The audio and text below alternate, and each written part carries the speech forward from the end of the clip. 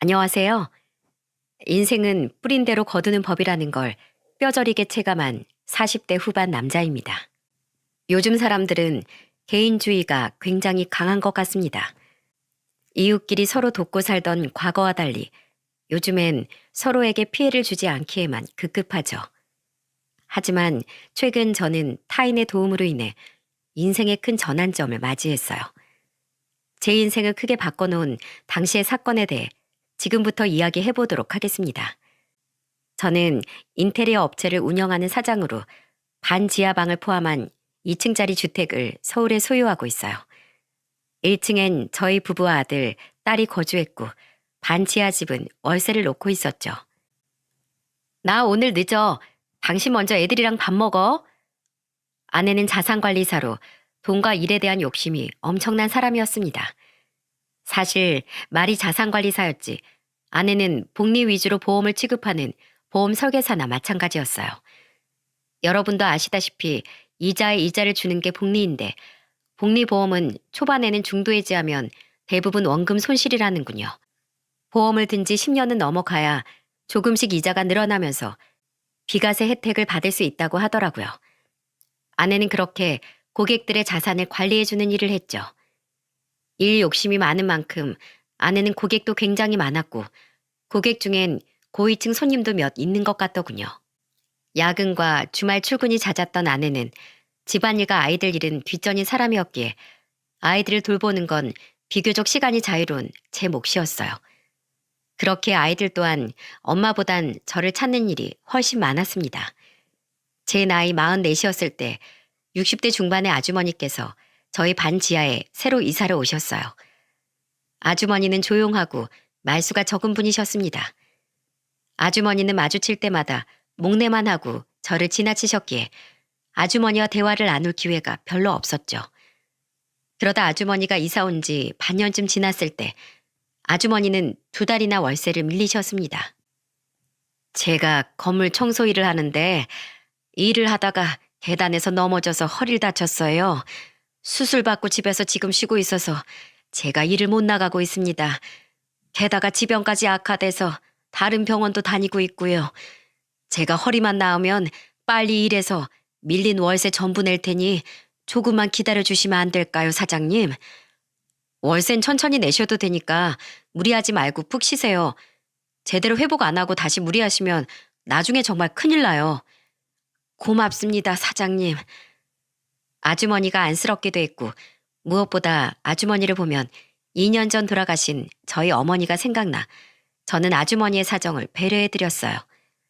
그런데 3달째 월세가 밀렸을 때 저희 집에선 큰 소란이 일어나고 말았습니다. 퇴근하고 집에 돌아와 보니 웬일로 일찍 퇴근한 아내가 아주머니 집 앞에서 고래고래 소리를 지르고 있더군요.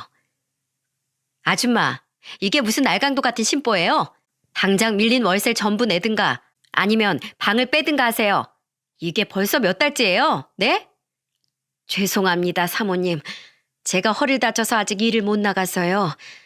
아휴, 몸뚱이가 늙어서 뼈가 잘 아물질 않네요. 그거야 아줌마 사정이죠. 우리 뭐 땅 파서 장사하는 줄 알아요? 월세 안 낼 거면 당장 방 빼세요. 우리도 손해가 이만저만이 아니라고요. 아내에게 아주머니의 사정에 대해 잘 설명했건만 돈 문제라면 눈이 뒤집어졌던 아내는 끝내 아주머니를 찾아간 모양이더라고요. 아주머니는 허리를 부여잡은 채 고개를 푹 숙이고 서 있었죠. 저는 얼른 그들에게 달려가 아내에게 화를 냈습니다. 당신 아무리 화가 나도 그렇지 어른한테 이게 무슨 무례한 짓이야? 지금 당장 그 월세 안 받는다고 우리가 뭐 굶어 죽기라도 해? 당신 이럴까 봐 내가 먼저 충분히 잘 설명해 줬잖아. 안 받는다는 것도 아니고 아주머니 사정 나아지면 그때 받자고. 당신이 이렇게 무르게 나오니까 내가 나선 거야. 이 집이 아무리 당신 명의여도 아내인 나도 충분히 간섭할 권리 있어. 당신이 무슨 자선사업가야? 난 당신처럼 착한 사람이 아니라서 손해보는 건 딱 질색이야. 불쌍한 건 불쌍한 거고 받을 건 제때 받아야지. 아줌마, 다음 주까지 밀린 월세 다 안 내면 나 방 내놓을 거예요. 그리고 그동안 밀린 월세는 보증금에서 다 제하고 줄 거예요. 알아들었어요? 아내는 발을 쿵쾅대며 집으로 들어가 버렸습니다. 저는 한숨을 쉬며 아주머니에게 사과를 했어요. 아닙니다, 사장님. 오히려 저 때문에 난처하게 만들어드려서 죄송합니다.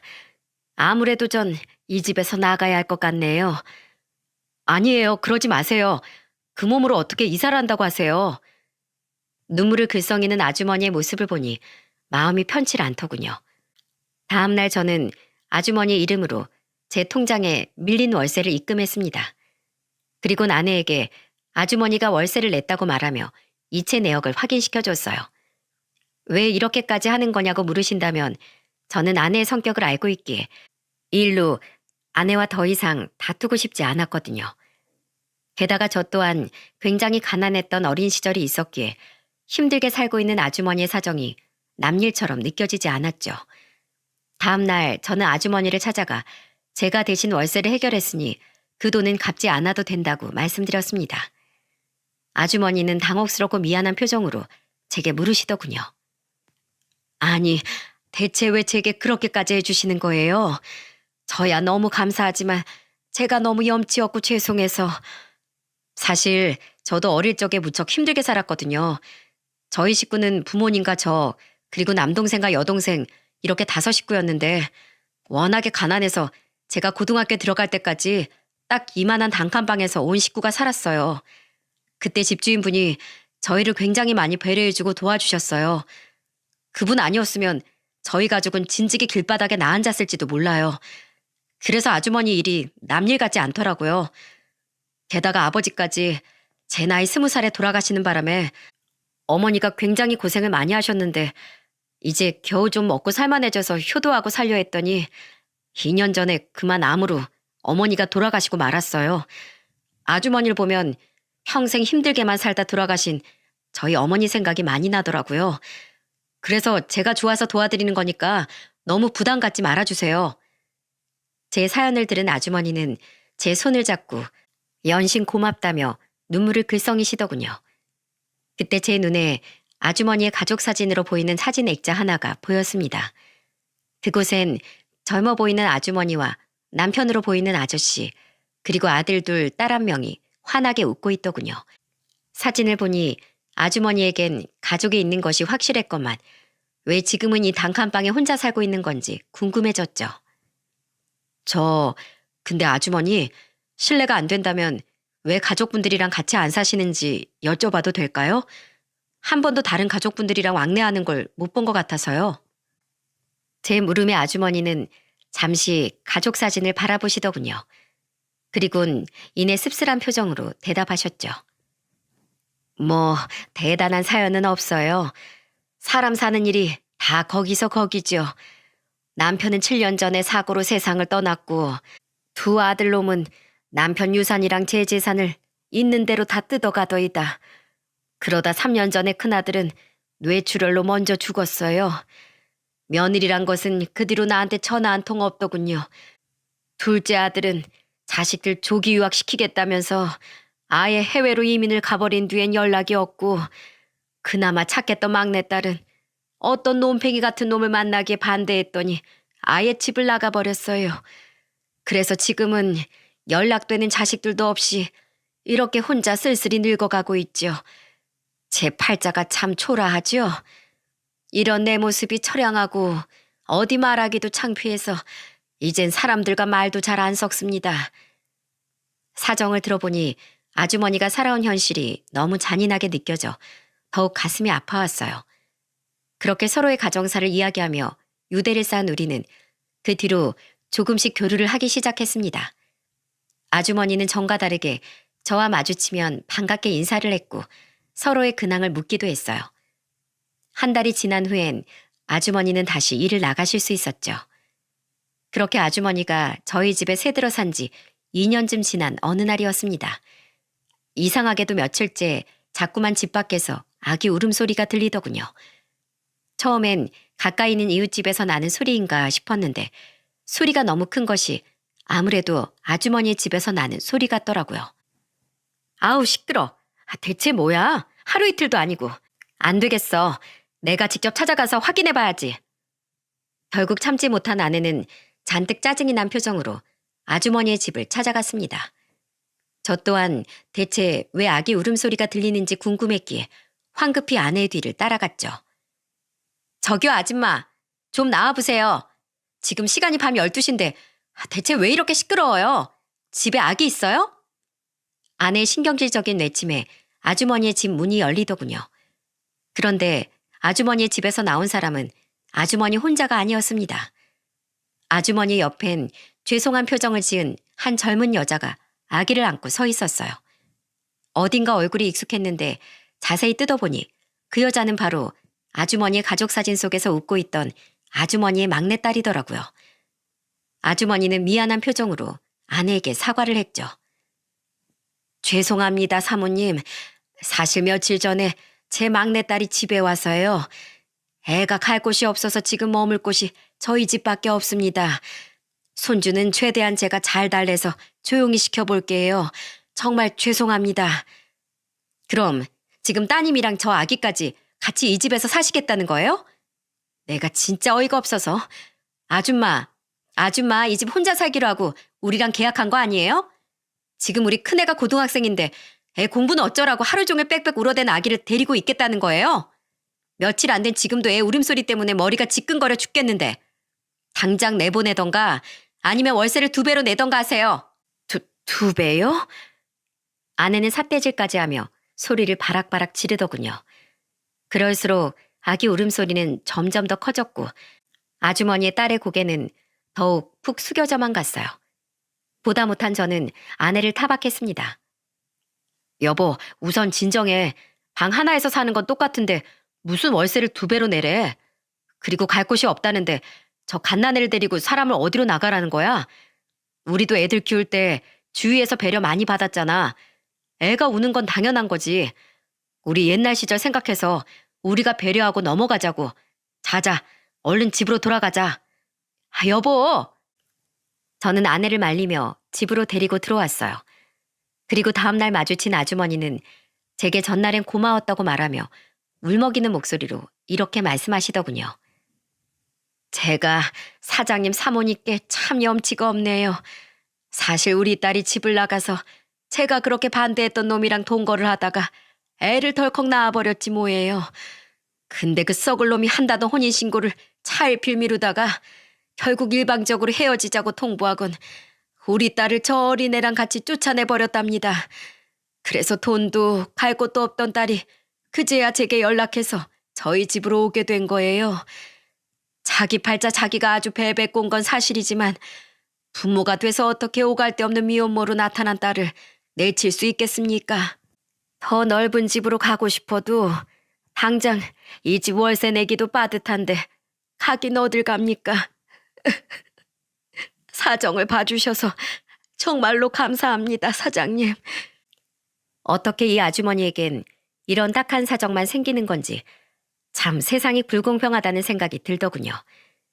2년간 많이 정든 아주머니에게 측은지심을 가지고 있던 전 어떻게든 아주머니를 돕고 싶어서 그 집에 기저귀나 분유 등 아기 용품들을 아내 몰래 사다 주기 시작했습니다. 감사합니다, 아저씨. 제가 이 은혜는 나중에 어떻게 해서든 꼭 갚을게요. 아주머니 말처럼 저와 17살 차이가 나던 아주머니의 딸은 참 순하고 착했습니다. 너무 순해 빠져서 그런 못된 놈에게 홀라당 넘어간 건가 싶을 정도로 말이죠. 아주머니의 딸은 새벽에 나가 점심에 일을 끝내고 집에 돌아오던 아주머니에게 아들을 맡기고 오후에 아르바이트를 나간다고 하더군요. 아주머니의 딸은 저를 마주칠 때마다 돈을 많이 벌면 꼭 신세를 갖겠다는 말을 연신 반복하더라고요. 그렇게 아주머니의 딸이 아주머니 집에 온 지 몇 달이 지났을 때 아주머니가 또다시 월세를 한번 밀린 적이 있었습니다. 아니나 다를까 월세가 들어오는 제 통장을 가지고 있던 아내는 득달같이 아주머니의 집에 달려가 또다시 소란을 피우더군요. 아주머니는 외출했는지 집에는 아주머니의 딸과 아기 단 둘만 있는 상태였어요. 지금 내 남편이 좀 잘해준다고 그거 믿고 배째라식으로 나오는 거예요? 그렇게 사정을 봐줬으면 월세라도 제때제때 내야지. 또 월세를 밀려요? 죄송해요, 사모님. 저희 아기가 이번에 많이 아파서 계속 병원에 데리고 다니느라 제가 알바를 못 나갔어요. 병원비도 많이 들었고요. 다음 달까지 어떻게 해서든 밀린 월세까지 꼭 다 낼게요. 제발 조금만 기다려주세요. 뻔뻔한 거 모전 여전이에요? 돈이 없으면 집을 뺄 것이지. 왜 자꾸 기다려달라면서 불쌍한 척을 해대는 거예요? 무슨 바퀴벌레도 아니고 음습한 집에 숨어서 왜 자꾸 사람 수가 불어나는 거야? 불쾌해서 진짜. 바퀴벌레라뇨, 사모님. 아무리 저희가 월세를 좀 밀렸기로서니 말씀이 너무 심하신 거 아니에요? 심하긴 뭐가 심해? 내 돈 뜯어먹고 내 집에 기생하고 있는 게 바퀴벌레랑 다를 게 뭐야? 잔말 말고 빨리 월세 내요. 아니면 그쪽이라도 애 좀 데리고 이 집에서 나가던가. 정말 제 울음소리 때문에 내가 잠을 못 자겠다고요. 아우 시끄러. 예, 너 좀 조용히 못하니? 애가 통제가 안 되면 한 대 때려서라도 좀 조용히 시켜야 할 거 아니에요. 여보, 당신 미쳤어? 지금 애한테 뭐라고 하는 거야? 듣다 못한 저는 화를 내며 아내를 말렸습니다. 사람이 사람한테 해도 될 말이 있고 안 될 말이 있지. 사람한테 바퀴벌레로도 모자라 갓난애를 때려서 조용히 시키라는 게 말이나 되는 소리입니까? 아주머니의 딸도 아내의 말에 큰 충격을 받았는지 아기를 껴안고 눈물을 펑펑 흘리고 있더라고요. 당신은 왜 맨날 세입자들 편만 들어? 집 주인으로서 이 정도 말도 못해? 내가 뭐 못할 말 했냐고. 못할 말이야. 당신 어떻게 같은 사람한테 그런 말을 할 수가 있어? 이웃끼리 서로 이해하고 돕고 살 수도 있는 거지. 어떻게 매번 그렇게 돈돈거리기만 해? 당장 집에 들어가. 앞으로 이 집 월세에 더는 신경 쓰지 마. 내 통장도 다 내놔.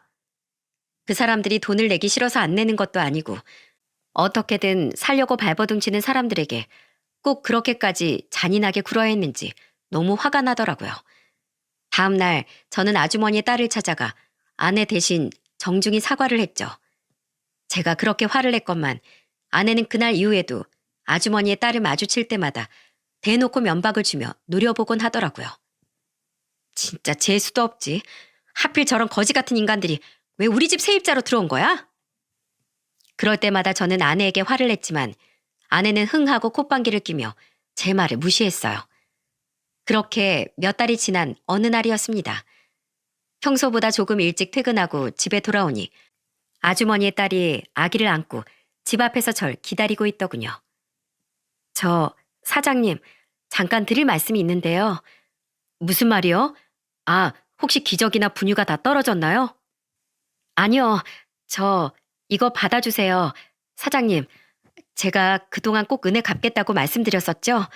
밀린 월세 대신에 우선 이걸로 먼저 은혜를 갚고 싶어요. 아주머니의 딸은 대뜸 제 손에 쪽지 하나를 쥐어주었습니다. 저는 어리둥절한 표정으로 그 쪽지를 받아들었죠. 그리고 이어진 아주머니의 딸의 말에 저는 엄청난 충격에 빠지고 말았어요. 이게 뭐예요? 놀라지 말고 들어주세요, 사장님. 제가 알바하고 있는 장소가 명동인데요.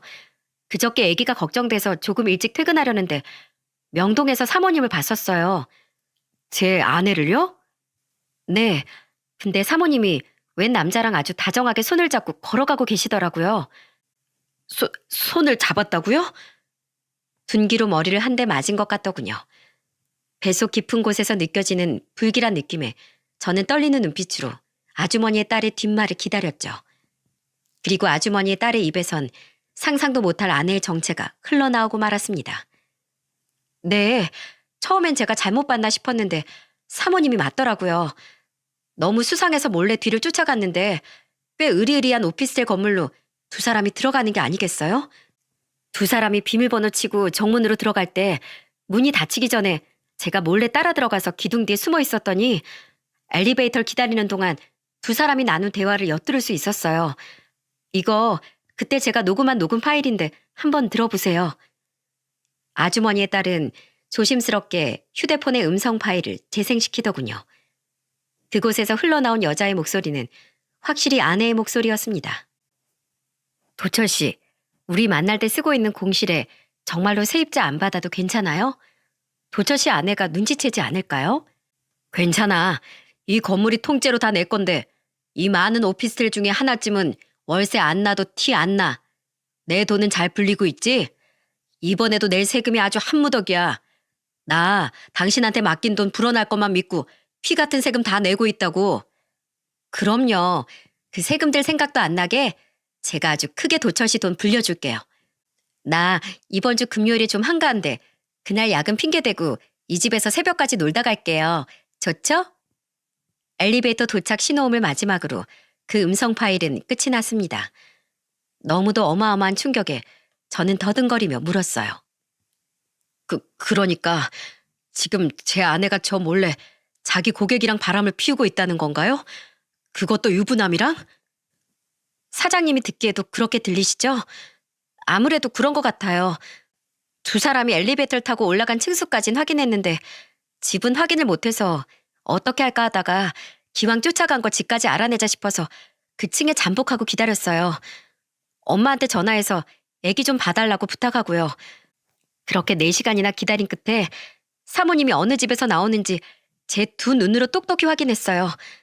사장님께 드린 쪽지에 그 집 주소가 적혀 있어요. 충격을 받은 제가 물끄러미 그 쪽지를 들여다보고 있자 아주머니의 딸은 기어 들어가는 목소리로 이렇게 말했습니다. 저 참 나쁜 애예요, 아저씨. 저 사실 아저씨를 위한 선의로만 사모님 뒤를 따라갔던 거 아니에요. 저 그동안 사모님이 저랑 엄마한테 못되게 대한 거, 그리고 제 아들까지 싸잡아서 모욕했던 거에 대해 앙심을 품고 있었어요. 저한텐 그래도 되지만 제 아들한테까지 그러니까 너무 화가 나서요. 그래서 어떻게든 복수하고 싶어서 음침하게 녹음도 하고 집까지 알아냈던 거예요. 저 추잡하죠? 아니에요. 충분히 이해합니다. 그렇게 생각하지 말아요. 이런 말 꺼내기 어려웠을 텐데 제게 이렇게 이야기해줘서 고맙습니다. 제 말에 아주머니의 딸은 얼굴을 붉히다가 결국 눈물을 뚝뚝 떨궜어요. 저는 아주머니의 딸에게 조용히 손수건을 건네주었죠. 그리고 다음 날 저는 가게 문을 일찍 닫고 아내에게 전화를 걸었습니다. 아내가 그 남자에게 말했던 한가하다는 금요일이 바로 그날이었거든요. 당신 일해? 오늘 애들이랑 같이 저녁에 외식이나 하면 어떨까 해서. 당신 바빠서 애들이랑 외식한 지 오래됐잖아. 저는 아내가 그러자고 대답하길, 그래서 제발 그 남자를 만나러 간 것이 아니길 간절히 바라며 말했습니다. 하지만 아내는 그런 제 마지막 희망을 산산조각 내버렸죠. 아, 나 오늘 일이 너무 많아. 아마 새벽은 돼야 들어갈 테니까 나 기다리지 말고 애들이랑 셋이서 저녁 맛있게 먹어. 저는 참담한 마음으로 전화를 끊었습니다. 그리곤 그 즉시 쪽지에 적힌 주소지로 차를 몰고 찾아갔죠. 부서진 제 희망을 거듭 비웃듯 그 건물의 지하주차장엔 아내의 차가 버젓이 주차되어 있더군요. 저는 마음을 굳게 먹고 쪽지에 적힌 호수를 찾아가 초인종을 눌렀어요. 누구세요? 아내가 문을 연 순간 저는 현관문을 획 잡아당겨 문을 활짝 열고 성큼성큼 집 안으로 쳐들어갔습니다. 그리곤 재빠르게 방 한 칸, 거실 하나짜리 그 오피스텔 내부를 둘러보았죠. 가관도 그런 가관이 없더군요. 거실엔 아내와 그놈의 사진이 대문짝만하게 걸려 있었고 집안은 온통 신혼집처럼 아기자기하게 꾸며져 있었어요. 저는 망설임 없이 집 내부를 휴대폰으로 마구마구 찍어댔습니다. 그리곤 두 사람 몰래 녹음기를 켜고 휴대폰을 안주머니에 찔러 넣었죠. 모두 이혼할 때 증거로 사용하기 위해서 말이에요. 여보, 당신이 여긴 어떻게... 여보? 이 사람이 당신 남편이야? 소스라치게 놀란 아내는 황급히 저를 따라 들어왔어요. 여보라는 말에 아내의 상간남이 침실에서 불이 나게 달려나오더군요. 우습게도 두 사람은 커플 잠옷까지 사이좋게 입고 있더라고요. 당신이 내 아내랑 바람난 내 아내 고객이야? 커플 잠옷 꼬라지 봐라. 아주 둘이서 생쇼를 하고 살았네. 이 집은 뭐 거의 신혼집 아니야? 여보, 이 사람은 있지? 이게 어떻게 된 거냐면 변명할 생각하지도 마. 이미 다 알고 왔으니까. 그리고 둘이서 찍은 사진을 거실에 대문짝만하게 걸어놓고 커플 잠옷까지 입고 있는 마당에 대체 뭐라고 변명하려고? 뭐 화보 촬영이라도 하러 오셨어요? 제 말에 아내는 꿀먹은 벙어리처럼 아무 말도 못했습니다. 그 옆에 선 상간남은 누나를 마구 굴려대는 꼴이 어떻게든 빠져나가려 머리를 쥐어 짜내는 중인 듯 하더군요. 그 와중에 더 부하가 치밀었던 건 그 남자는 키가 크고 얼굴이 훤칠하지도 심지어 저보다 어려 보이지도 않았어요. 적어도 아내보다 10살은 좋게 더 많아 보였죠. 워낙에 돈을 밝히는 아내였으니 건물주라는 그 자식의 돈을 보고 만나고 있는 건가 싶었어요. 싸늘한 제 표정을 본 아내는 빠져나가긴 틀렸다 싶었는지 대뜸 무릎을 털썩 꿇고 빌기 시작했습니다. 여보, 내가 잘못했어. 나 이 사람이랑 몇 번 안 만났어. 그냥 워낙 큰 고객이라 친하게 지내다 보니까 내가 잠깐 정신이 나갔었나 봐. 그 몇 번을 얼마나 진하게 만났길래 이런 미래 장소까지 신혼집으로 꾸며놓냐? 어쩜 그렇게 끝까지 핑계댈 생각만 해? 그리고 당신도 유부남이지? 가정 있는 두 연놈이 겁도 없이 배우자들 뒤통수를 쳐? 집에서 피눈물을 흘릴 가족은 생각도 안 하고 눈앞에 쾌락에만 미쳐서 이런 짐승 같은 짓거리 저지르냐고. 나 너희 둘 다 가만 안 놔둘 거야. 너희들이 어떤 인간인지 만천하에 싹 다 까발려서 내가 받은 상처 곱절로 되돌려줄 거야. 이보세요. 우선 진정 좀 하세요. 네? 내가 어떻게 하면 눈 감아주겠습니까? 돈이라면 원하는 대로 줄 테니까 우리 지성인답게 대화로 해결합시다. 네? 대화? 대화 같은 소리 하고 있네. 지성이는 다 얼어 죽었냐? 지성인이라는 놈이 남의 아내를 가로채서 짐승처럼 붙어먹었어? 가정을 배신한 순간 너희 두 연놈은 지성인, 아니 인간이 아니라 짐승이 된 거야. 짐승을 사람답게 대하면 되냐? 짐승처럼 대해야지. 둘 다 두고 봐. 여보. 당신 남편 이 집 사진 찍었어. 우선 휴대폰부터 빼앗아봐. 저는 있는 대로 소리를 질러대며 현관으로 향했습니다. 그러자 두 연놈은 제 휴대폰을 뺏으려 제게 달려들더군요. 저는 재빨리 몸을 피했어요. 그러자 우스꽝스럽게도 두 연놈은 서로 쾅하고 부딪히며 이마와 코를 부여잡고는 바닥을 대굴대굴 굴렀죠. 내 코!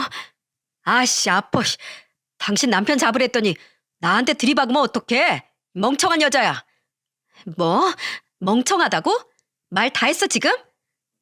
두 사람이 한심하게 바닥에 나뒹굴며 서로에게 욕짓거리를 하는 사이 저는 재빨리 그 집을 빠져나왔습니다. 그리곤 엘리베이터도 기다리지 않고 비상 계단으로 쏜살같이 내려와 차를 타고 집으로 돌아왔죠. 그리고 저는 집으로 돌아온 즉시 아내의 짐을 대충 싸서 대문 앞에 던져버렸습니다. 아빠, 왜 그래요? 오빠 좀 나와봐. 아빠, 무슨 일 있어요? 아들과 딸은 그런 제 행동을 보고 당황해서 어쩔 줄 모르더군요. 아무 말 없이 짐을 전부 내다 놓은 전 집으로 들어와 냉수를 벌컥벌컥 들이켜 뜨거워진 속을 달랬어요. 그렇게 조금 진정이 된 후에야 저는 아이들을 앞에 앉혀놓고 최대한 차분하게 상황을 설명해 주었죠. 어차피 시간을 끌고 숨겨봤자 16, 18살로 알 건 다 아는 두 아이를 납득시키지 못할 거라고 생각했거든요. 그럴 바엔 차라리 가감없이 상황을 솔직하게 털어놓고 아이들을 이해시키는 게 애들을 위한 일이라고 판단했어요. 아이들은 굉장히 놀란 것 같았지만 이내 인상을 쓰며 이러더군요. 생각해보면 별로 놀랍지도 않네요. 엄마가 언제 집에 붙어있던 적이 있었나요? 다른 남자랑 바람 안 났어도 이미 일이랑 눈 맞은 사람이 바로 엄마였는데요, 뭘. 오빠 말이 맞아요. 엄마가 언제 가족을 먼저 생각한 적 있었어요? 항상 가족은 뒷전이었는데. 엄만 항상 엄마 인생이 제일 먼저인 사람이잖아요. 우린 괜찮아요, 아빠. 오히려 아빠가 너무 놀랐을 텐데 아빤 괜찮은 거예요? 분명 자신들도 상처를 받았을 텐데 의젓하게 아빠인 저를 먼저 걱정해주는 아이들의 말에 그제야 눈물이 핑 돌더군요. 이렇게 사랑스러운 아이들을 두고 어떻게 바람을 피울 수가 있지 싶어 아내에 대한 분노의 불길이 더더욱 거세져만 갔죠. 여보, 문 좀 열어봐. 비밀번호는 또 언제 바꿨어? 밖에 짐은 다 뭐고. 여보, 우선 우리 집에서 얘기 좀 해. 어? 우리가 같이 산 세월이 얼만데 어떻게 내 얘기를 제대로 들어볼 생각도 한 번은 안 할 수가 있어. 그날 저녁 뒤늦게 집으로 돌아온 아내는 제가 비밀번호를 바꿔놓은 잠금 장치를 열지 못해 문을 두들겨대며 소리쳤어요. 아이들은 굳은 표정으로 제 손을 잡았고 저는 현관문을 향해 소리를 질렀습니다. 말 한 번 잘했네. 우리가 같이 산 세월이 얼만데 그 긴 시간 동안 쌓은 의리를 배신하고 바람을 피워? 당신은 더 이상 내 아내도 애들 엄마도 아니야. 그럴 자격도 없어. 좋은 말 할 때 저 짐들 다 가지고 다른 데로 꺼져버려. 아니면 당신 경찰 불러서 쫓아내고 저 짐들은 돈 주고서라도 소각장에 갖다가 다 태워버릴 테니까. 여보, 나한테 제발 이러지 마. 어? 내가 갈 데가 어딨어. 우리 아빠도 오빠네랑 같이 사는데. 우리 오빠 성격 무서운 거 알잖아. 나 오빠네 가면 정말 맞아 죽어. 그럼 아까 그놈이랑 있던 그 집으로 다시 가던가. 내 집엔 당신이 발 디딜 공간 따윈 단 1cm도 없어. 꺼져! 아내는 한참을 엉엉 울더니 30분 정도 지난 후엔 그놈의 집에 간 건지 어디로 갔는지 조용해지더군요. 조금 뒤에 나가보니 대문 앞에 던져놓은 짐들도 사라져 있더라고요. 밖이 조용해지길 기다렸는지 그제야 지하에 사시던 아주머니와 딸도 문을 열고 나왔는데 딸에게 이야기를 전해드렸는지 아주머니는 제 손을 잡고 눈물을 글썽이며 이렇게 말씀하셨어요. 우리 딸이 해준 얘기 때문에 괜한 분란이 일어난 건 아닌지 모르겠어요. 이렇게 좋은 분에게 왜 이런 일이 일어났을까요? 저는 괜찮아요. 그리고 괜한 분란이 아니라 아주머님 따님 덕분에 제가 큰 위기에서 벗어난 거예요. 아주머니 딸 아니었으면 전 언제까지고 이렇게 바보처럼 속고 살았겠죠. 정아 씨, 정말 고마워요.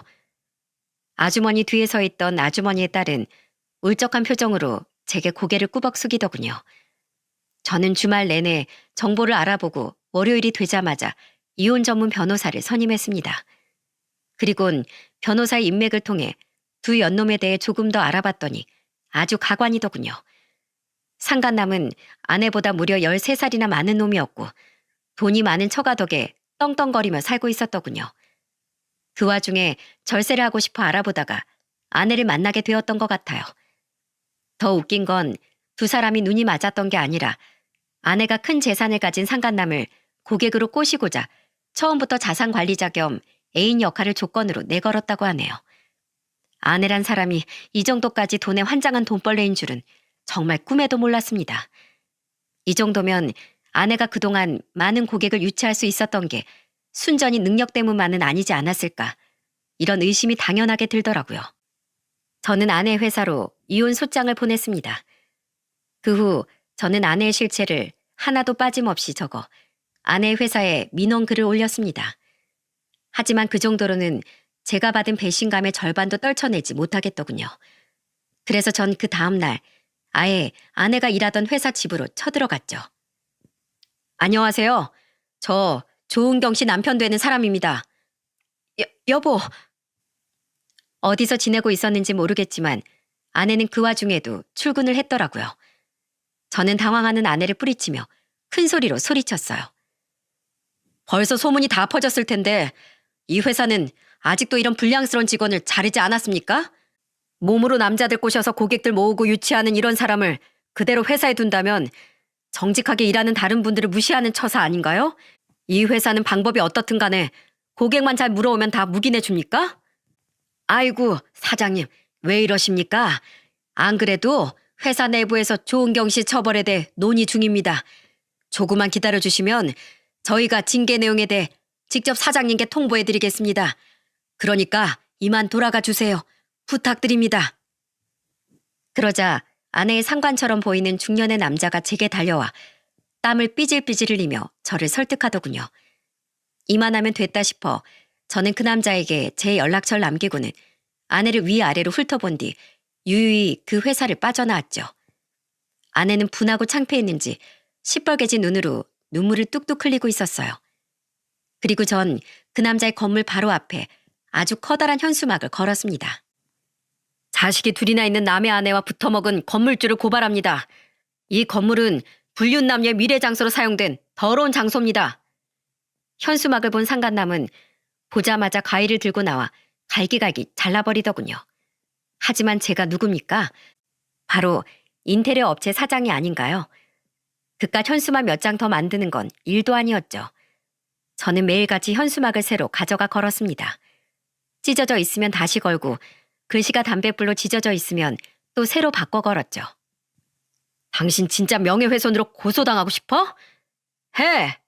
애초에 그깟 고소가 무서웠으면 이딴 일 시작하지도 않았어, 이 더러운 놈아. 자기 돈도 아니고 자기 처가 돈으로 떵떵거리며 사는 놈이 그 돈으로 바람을 피우고 싶었냐? 남자 망신은 너 같은 놈이 다 시키는 거야. 저는 정말로 고소가 털끝만큼도 무섭지 않았습니다. 죗값이야 받으면 그만이니 제 인생을 망가뜨리는데 한몫 톡톡히 한 그놈을 어떻게든 엿먹이고 싶었거든요. 그리고 그놈은 정말로 저를 고소했지만 그와 동시에 그놈은 가족들에게 바람을 피운 사실이 전부 까발려지고 말았더군요. 그놈의 아내라는 사람이 자신의 이혼 소송을 도와달라며 제게 연락을 해왔기에 알게 된 사실이었죠. 저는 명예훼손과 현수막 불법 설치로 벌금을 물게 되었습니다. 이미 목적을 달성했던 전 아주 가뿐한 마음으로 벌금을 냈습니다. 이후 아내의 상사는 제게 한 약속대로 아내의 처분에 대해 제게 알려주었습니다. 아내는 곧바로 회사에서 잘렸고 회사는 아내에게 피해 보상 소송을 걸었다더군요. 조은경 씨 다른 고객들이 조은경 씨 실체를 다 알게 되면서 전부 계약 해지를 요구했어요. 회사 입장에선 이미지 실추에다 큰 손해까지 입었으니 당연히 조은경 씨한테 배상액을 요구할 수밖에요. 게다가 조은경 씨 그동안 한 보험 계약에 대한 판매 수당들도 모조리 다 토해내야 해요. 보험 환수죠. 환수 금액에 손해배상 금액까지 다 하면 아마 물어낼 금액이 어마어마할 겁니다. 그렇게 돈 좋아하는 돈벌레가 막대한 금액을 물어내야 한다니 참으로 통쾌한 소식이 아닐 수 없었습니다. 그 와중에 이혼 소송은 계속 진행 중이었는데 저는 상관남과 아내에게 모두 따로 위자료 소송을 걸었어요. 그렇게 한창 소송들이 진행되던 와중에 아내에게서 전화가 한 통 걸려오더군요. 이혼에 관한 이야기인가 싶어 저는 전화를 받았는데 저는 그 통화에서 예상치 못한 통쾌함을 느끼게 되었습니다.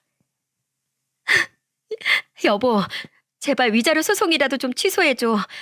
나 사실 그동안 고객들 돈 조금씩 따로 뺏어 썼단 말이야. 어차피 나중에 불려주면 되니까 그 돈으로 사고 싶던 명품도 사고 고객들 선물도 샀는데 지금 그 돈들부터 다 메꿔야 되게 생겼어. 거기다가 그놈 아내한테 줄 위자료랑 보험 환수에 회사 피해 보상까지 해줘야 돼서 지금 대출을 다 땡겼어도 돈이 모자라. 그러니까 제발 위자료라도 좀 봐주라. 어? 나 이러다 진짜 길바닥에 나앉게 생겼어. 나랑 만났던 그놈도 나 때문에 자기 인생 망쳤다고 나 차버려서 그놈한테도 돈을 못 빌려. 나 지금 원룸에서 겨우 생활하고 있는데 이러다가 진짜 보증금 다 빼고 고시원이라도 들어가야 할 판이란 말이야. 돈이 없으면 고시원이든 길바닥이든 가야지. 뭐가 문제야? 당신이 항상 아주머니랑 아주머니 딸한테 그랬잖아. 돈 없는 건 당신들 사정이라고. 돈 없으면 주제에 맞게 살아야 된다는 건 당신 철칙이었잖아. 안 그래? 당신이 저지른 일은 당신이 알아서 해결하고 난 내가 받을 거 다 챙길 거야. 당신이 그랬잖아. 손해보고 사는 거 아니라고. 알아서 잘 해봐 어디. 저는 그대로 전화를 뚝 끊어버렸습니다. 평소에 그렇게 돈 없는 사람들을 무시하고 갑질하더니 사람 일은 나중에 어떻게 될지 아무도 모르는 거라고 생각했죠. 그렇게 긴 이혼 소송 끝에 저는 유리한 재산 분할을 받고 이혼할 수 있었습니다. 그리고 아내와 상간남에게 위자료도 실컷 뜯어낼 수 있었어요. 그 뒤 얼마 지나지 않아 상간남의 아내가 제게 상간남의 최후도 이야기해 주더군요. 상간남은 자기 아내에게 이혼당하고 처가에서 지원받은 모든 걸 빼앗기고 전에 비하면 턱없이 적은 재산만 수중에 남길 수 있었다고 하네요. 아주 쌤통이었죠. 그리고 저는 감사의 의미로 아주머니와 아주머니의 딸에게 무상으로 2년의 월세 계약을 연장해 주었고 따로 두둑이 살해도 했습니다. 정아 씨 아니었으면 제가 그런 추악한 인간의 아내랍시고 데리고 살고 있는 줄 까맣게 모를 뻔했네요. 다시 한번 정말 감사드려요. 적지 않은 액수에 놀란 두 사람은 이러려고 은혜를 갚은 게 아니라며 살해금을 거절하더군요. 저는 그런 두 사람에게 제 인생을 구제해준 값을 적게 치를 수 없다며 단호하게 말하곤 끝까지 돈을 건넸죠. 저희 아이들은 아내의 실체를 안 후 아예 아내를 손절해버렸습니다. 어차피 오빠도 나도 엄마랑 붙어있던 적이 별로 없어서 엄마에 대해 별 미련 없어요. 우린 그저 아빠가 행복하기만 하면 돼요. 그런 아이들의 말에 제가 좋은 남편은 아니었을지언정 좋은 아빠이긴 했었구나 하는 생각에 마음이 뭉클해지더라고요. 엄마에 대해 심드렁했던 아이들과 달리 전 아내는 모든 걸 다 잃은 이제 와서야 자식들 생각이 났나 보더군요. 이혼한 지 몇 달이 지난 얼마 전 아내는 제가 전화를 받지 않자 제게 이렇게 문자를 보냈더라고요. 여보, 당신도 애들도 내 전화는 통 받질 않네. 애들이 나 안 보고 싶대? 난 애들 너무 보고 싶은데 지금 사는 고시원엔 창문도 없어서 하루 종일 너무 우울한 생각만 들어. 애들이라도 보면 숨이 좀 트일 것 같아. 제발 한 번만 애들 좀 보여주라. 애들에게 한창 엄마가 필요했던 시기엔 그렇게 밖으로만 놔돌더니 이제 와서 저렇게 후회해봤자 무슨 소용이랍니까? 그냥 문자를 무시할까 하다가 괜히 헛된 희망 때문에 전 아내가 계속 제게 연락을 할까봐 저는 간결하게 답장을 보내고 아예 전 아내의 연락처를 차단해버렸어요. 난 당신이 애들 봐도 상관없어. 근데 애들이 당신 얼굴 보기 싫대. 이제 알겠어? 당신은 그놈이랑 바람을 피웠던 그 순간 우리 가족 모두를 잃은 거야. 당신은 더 이상 애들에게 엄마로서의 가치가 없는 인간이니까 평생 땅을 치고 후회하며 살길 바래. 당신 연락처는 이만 차단할게. 그게 전 아내와의 마지막이었습니다. 전 아내의 오빠인 형님은 편찮으신 전 장인어른 대신 제게 전화해 마지막 사과를 하시더군요. 자신도 그딴 동생 없는 인간 취급하며 살 생각이라면서요. 그렇게 전 아내는 철저히 이기적인 삶을 살다가 결국 부모 형제도 남편과 자식도 직장과 돈마저 전부 잃어버리고 만 거예요. 지금 아내가 어떻게 사는지 저는 알지 못합니다. 저도 아이들도 더 이상 아내와 연락을 하지 않으니까요. 아마 고시원 방에서 눈물 젖은 라면이나 술을 마시며 매일 밤을 지새우고 있지 않을까 싶네요. 안타깝지만 어쩌겠습니까? 다 자업자득인 것을요. 지금 아주머니와 아주머니의 딸 그리고 아기는 더없이 편안하게 살고 있습니다. 이제 눈치 주는 아내가 없으니 저와 아이들은 아기를 포함한 3사람을 집으로 초대해 종종 저녁 식사도 하곤 합니다. 애들은 아주머니를 할머니라고 부르며 돌아가신 저희 어머니를 대하듯 존중하고 아주머니의 딸도 이모 이모하며 잘 따르곤 합니다. 엄마를 잃어버린 제 아이들과 외로움과 싸우던 2사람 그리고 저와 아기까지 우리 6은 서로를 의지하며 힘을 내서 열심히 살아가고 있답니다. 언제까지 3사람이 저희 집에 새들어 살지 모르겠지만 3사람이 더 좋은 집으로 이사가는 그날까지 저는 최선을 다해 도와줄 생각입니다. 저는 그들에게 은혜를 입은 사람이자 그들의 이웃이니까요.